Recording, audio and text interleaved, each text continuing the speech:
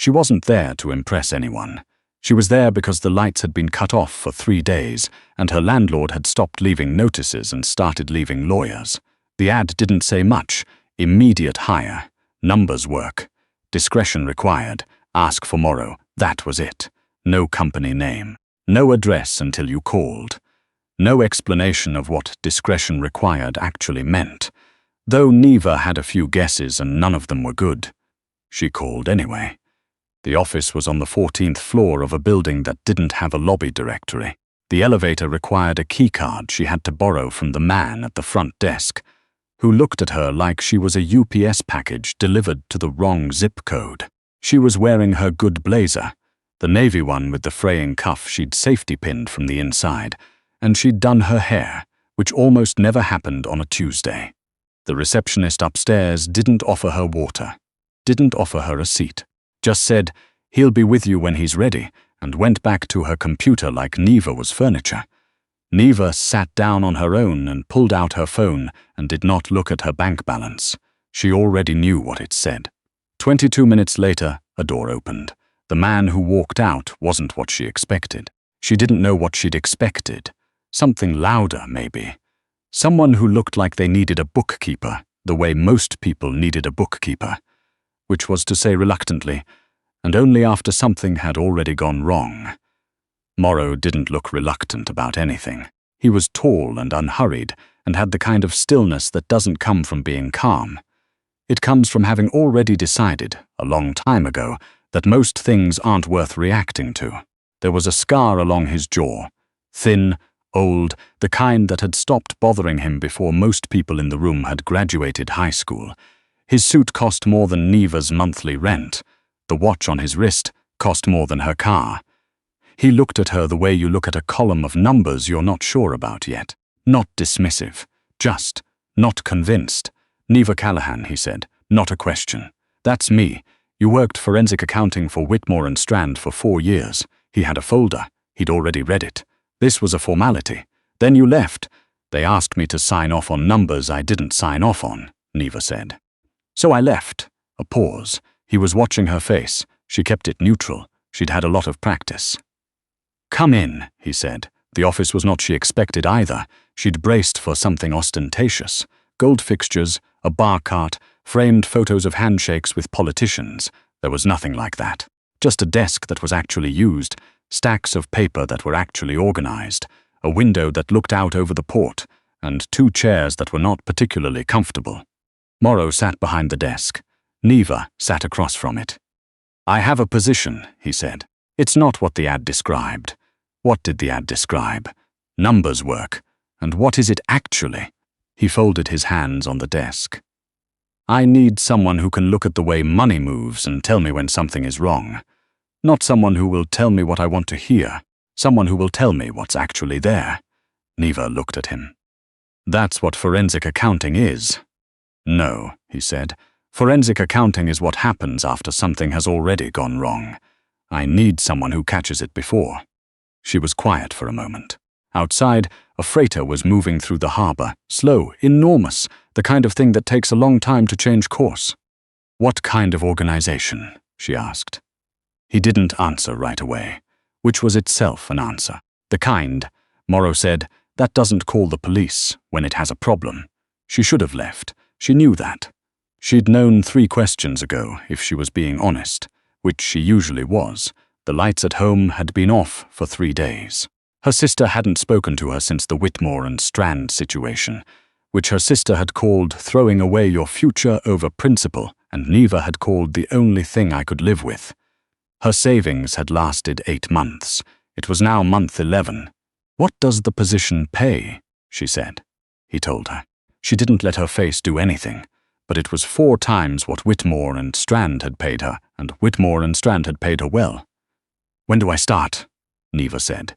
He looked at her for a moment, not suspicious, more like he was filing something away.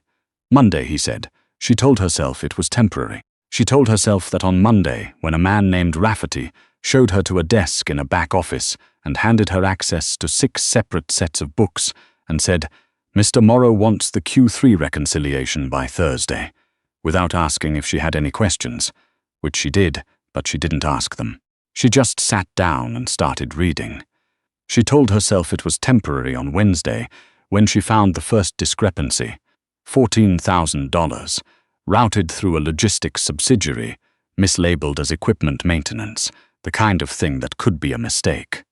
The kind of thing that usually wasn't. She flagged it, sent it to Rafferty. Rafferty brought it to Morrow. Morrow came to her office himself. "Walk me through it," he said. She walked him through it. 12 minutes. He didn't interrupt. When she finished, he stood at her window. She'd inherited a window, which she hadn't expected, and looked out at the street below for a moment. "How long?" he asked. "Based on the pattern, at least 8 months. Who?" "I don't know yet." The routing is deliberate. Whoever did this knows how to obscure. But they made one mistake. She pointed to the screen. Same 4-digit suffix on every mislabeled transfer. "It's a habit. People have habits." Morrow looked at the screen. Then at her. "Find the rest," he said. She did. It took her 11 days. By the end, she'd traced $160,000. A mid-level financial controller named Desmond, who'd been skimming for 10 months and routing it through a car wash in Hoboken, and a second layer underneath that. Someone who'd been paying Desmond to look the other way while they moved money that had nothing to do with routine skimming, and everything to do with a competing operation using Morrow's own infrastructure as a laundry. She laid it all out in a 12-page report. Tables, timelines, source documentation, every arrow pointing where it pointed. She left it on Morrow's desk at 6:40 on a Thursday evening and went home and did not think about what happened next. She told herself it wasn't her business. She told herself that until she came in Friday morning and Desmond's desk was empty and Rafferty was walking past her office like nothing had happened and nobody said a word. She stopped telling herself it was temporary sometime around month 3. That was when Morrow started talking to her. Not about personal things. She wasn't under any illusion that this was that kind of situation. He talked to her the way he talked to the structural elements of his operation, directly, without performance, expecting her to keep up. "The Holston account," he said one morning, standing in her doorway with a coffee he hadn't offered to share. "There's something off in the September numbers." "I know," Neva said. "I'm already in it." He looked at her. "When did you start?" "Yesterday, when I pulled the Holston account and saw the September numbers were off." Something shifted in his expression. Not warmth, exactly. More like adjustment. Like he was updating a figure in a calculation. He started coming by her office more, not constantly. Morrow was not the kind of man who hovered, but he would appear in her doorway at odd hours, 7 in the morning, 6:15 at night, with a question or a document, or sometimes just a look at whatever was on her screen, like he was checking that the instruments were still reading correctly. She noticed things about him. She noticed things as a professional habit. It was the same part of her brain that noticed numbers. And she noticed that he was almost always the last one in the building, that he ate lunch at his desk and dinner, probably nowhere, that he moved through his own organization with the particular loneliness of someone who has spent a long time being the person who makes the decisions that other people don't want to know about. She did not feel sorry for him.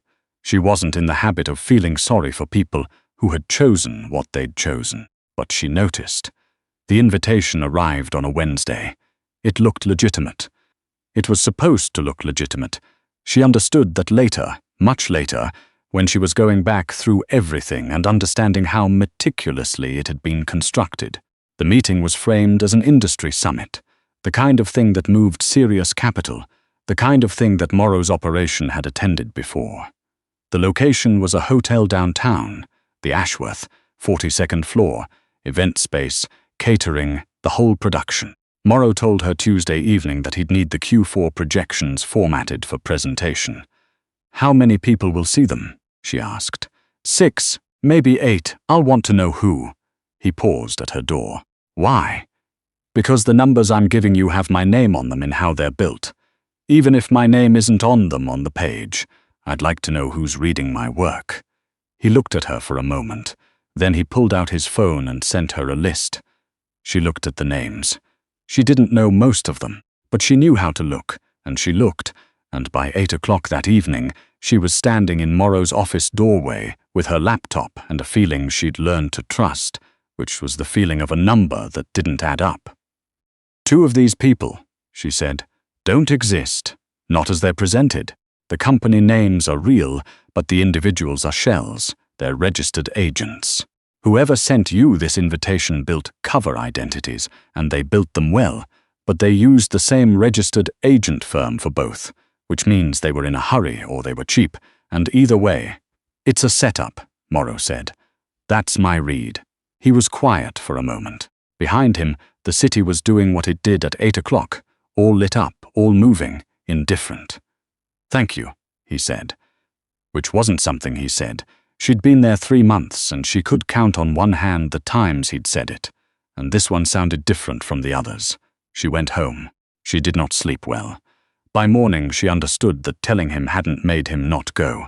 He called her at 6:45. "I need the Q4 numbers formatted differently. Can you come in early?" "I'll be there at 7, she said. When she arrived, Rafferty was already there, and 2 other men she recognized from the perimeter of things. Quiet men, the kind who stood near doors, and the atmosphere in the office was the specific kind of tight that she'd come to associate with things she wasn't supposed to ask about directly. "You're still going," she said tomorrow. "I'm going to find out who sent it. That's not what I said." "No," he said. "It isn't." He sat down at her desk. She'd never seen him do that before, sit in someone else's chair, and looked at her. "If I don't show up, they'll know I know. If they know I know, they move on to the next approach. And I'm blind to who's behind it. If I go, I can see. If you go, you're walking into whatever they've built. I've walked into things before." She looked at him. He looked back. "Take me with you," she said. A pause. "No, I'm not asking as your employee. I'm asking because I found this, and I understand how it's built. And if something goes sideways in that room, you're going to need someone who can think faster than the exit strategy they've planned for you. I can look at a situation and tell you where the money went. Same skill, different application." Rafferty, from across the room. "Sir," quiet, Morrow said. He was looking at her. She was aware that she was doing something that nobody in his organization did, which was argue with him directly, without flinching, without softening it. She was aware that this could go several ways, and some of them were not good. She held his gaze. "You'll stay with me," he said. "Understood. You don't engage. You observe, understood. If I say leave, you leave immediately, without question, understood." He stood up from her chair. "Then, go change. You're wearing a blazer." She looked down at her navy blazer. "The one with the safety pin. What's wrong with it?" "Nothing," he said. "But you'll need to look like someone who belongs in that room." She looked like someone who belonged in that room. She borrowed a coat from a woman named Simone, who worked 3 floors down and never asked questions. And by 11 o'clock, she was stepping out of a car in front of the Ashworth, with Morrow a half step to her left, and 2 of the quiet men somewhere behind them, and the feeling in her chest like the moment before you find the error. Everything still, everything held. The event space was exactly what it was supposed to be. Catering, round tables, name placards, the kind of lighting that costs money to look like it doesn't try. She clocked the room in 40 seconds. Old habit. Not numbers this time. Exits, sightlines, the arrangement of staff, the way the 2 men near the far window were positioned relative to the door. She touched Morrow's elbow. He glanced at her. She tilted her head, almost imperceptibly, toward the window. He looked back at her. She saw his jaw set. "Smile," he said quietly, "like I've just said something you agree with." She smiled. It didn't reach her eyes. She'd practiced that too, during the Whitmore and Strand years, in rooms where she'd been agreeing with things she'd never agreed with. They moved through the room. Morrow was introduced to people. Hands were shaken. She stood slightly behind and to his right and watched the architecture of it. Who moved when, who watched the door, who wasn't drinking even though glasses had been poured. There were 4 of them, not 2. She counted again. 4 people in this room who were here for something other than the summit. She could see it in the way they didn't touch their food, and the way 2 of them kept checking the same point on the back wall. There was nothing on the back wall. which meant it wasn't what was on the wall. It was what was behind it. She leaned in close enough that her mouth was near Morrow's ear, and she felt him go still. "The wall behind the registration table," she said, quiet enough that it was only for him. "Service access. Whatever they're planning, that's where it comes from, and they're waiting for you to sit down." He didn't look at the wall. "Then we won't sit down," he said. They moved toward the bar instead, unhurried, like they were going for a drink. Neva kept her hand light on Morrow's arm. The two quiet men from the car had drifted into the room now, and she tracked them without looking at them, and she felt the math of the room shifting, the way an equation shifts when you've solved for a variable. It happened fast when it happened. A door opened, a different door than the one she'd flagged, which meant she'd been right about the service access, but wrong about which panel it was. And the two men who came through it were moving with the specific economy of people who had decided exactly what they were going to do before they walked into a room. She didn't think. She stepped directly in front of Morrow. He said her name, sharp, low. She said, "Exit left, I have the angle on the right." She didn't have a weapon. She had 4 years of reading rooms and 11 months of reading this operation, and the clear, cold knowledge that the man who'd come through the left panel had 2 choices, and if she moved first, she removed one of them. She moved first. She was not a fighter. She wanted to be clear about that, even if only to herself, even only in the 3 seconds it took. She was an accountant. She was very tired. She had a safety pin in her good blazer upstairs, and she did what she did because the math was simple. He had 1 line of attack, and if she collapsed it, he had nothing. The quiet men did the rest. It was over in less time than it took to pour a drink. Afterward, in the car, she was very aware of her own breathing. Morrow sat across from her. The 2 quiet men were in front. Nobody was saying anything. "You said you'd stay back," Morrow said. "I assessed the situation and updated my recommendation," Neva said. A pause. "That's not. I know it's not what you said. I'm explaining what I did and why I did it. You're welcome to tell me I'm wrong, but you'll have to explain the math, and I don't think the math goes your way." He looked at her for a long time. Outside, the city was doing what it did. Moving. Indifferent. Full of people making their own calculations. "You could have been hurt," he said. "Yes," she said.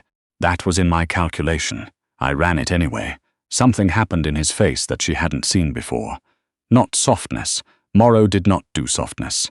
She'd been there long enough to know that it was something else. Something like recognition, the way you recognize a number that belongs. "Who sent them?" she said. "Caulfield," he said. She filed the name. "A competitor. Someone who used to be a partner." He looked out the window. "Now I know." She nodded. "Neva." She looked at him. "The position," he said. "It's not temporary." She was quiet for a moment. The car moved through the city. She thought about the fraying cuff on her blazer, and the lights that had been off for 3 days, and the woman her sister thought she'd become by taking this job.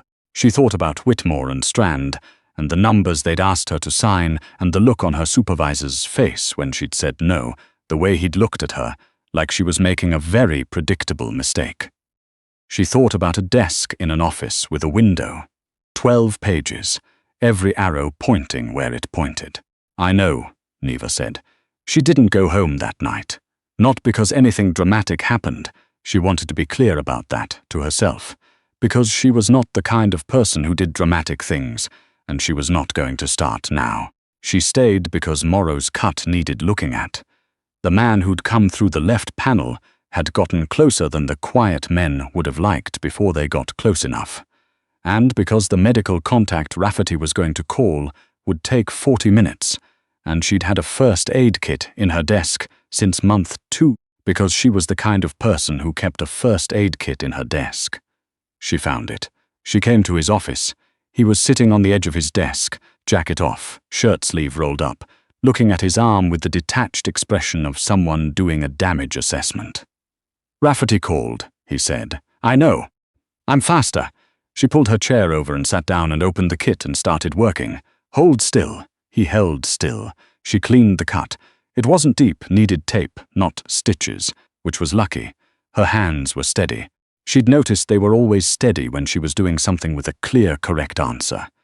He was watching her face while she worked. "You're not scared," he said. "I'm terrified," Neva said. "I've been terrified since 6:45 this morning. I'm just also functional."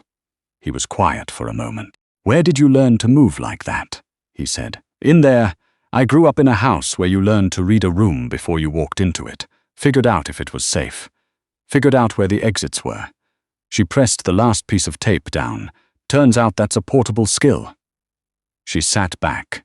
She looked at him. He was looking at her with the same expression he'd had in the car, that particular, quiet recognition. "Caulfield won't stop," she said. "He'll know the approach failed. He'll try something else. Yes, so we need to find where he's moving money before he can try again. Because everything leaves a trace in the money, even when people think it doesn't, especially then." She was already thinking it through. The routing patterns, the subsidiaries, the habit of that 4-digit suffix that had been Desmond's tell. Everyone had a tell. "Give me access to the Caulfield-adjacent accounts, the ones that touch your infrastructure on the logistics side. I'll find it." Morrow looked at her. "You're already building the approach," he said. "I've been building it since you said the name in the car." He said nothing for a moment. "Then you could have left when this became what it became. You could have walked out." She thought about that, honestly, seriously, the way she thought about numbers, turning it over, checking it from every angle. "I could have," she said. "I thought about it. In month 2, after Desmond. I sat in my car in the parking garage for 20 minutes thinking about it. Why didn't you?" She looked at him, at the scar along his jaw, at the city behind him, all lit up, all moving, full of people and their calculations. "Because the work is real," she said, "and because you didn't ask me to sign anything I couldn't sign." He held her gaze. He didn't say thank you this time. But he didn't look away either. Outside, the city moved. A freighter somewhere in the harbor, slow, enormous, taking a long time to change course. Already changed. Already heading somewhere neither of them had charted yet. Neva packed up her first aid kit, put it under her arm, and stood. "I'll have a preliminary trace on Caulfield's accounts by Thursday," she said. Morrow nodded. She walked to the door. "Neva!" She stopped. "The blazer," he said. She turned. His expression was the closest thing to a smile she'd seen on him. "Get a new one. You've earned it." She looked at him for a moment. Then she turned back to the door. "I like the old one," she said. And she left.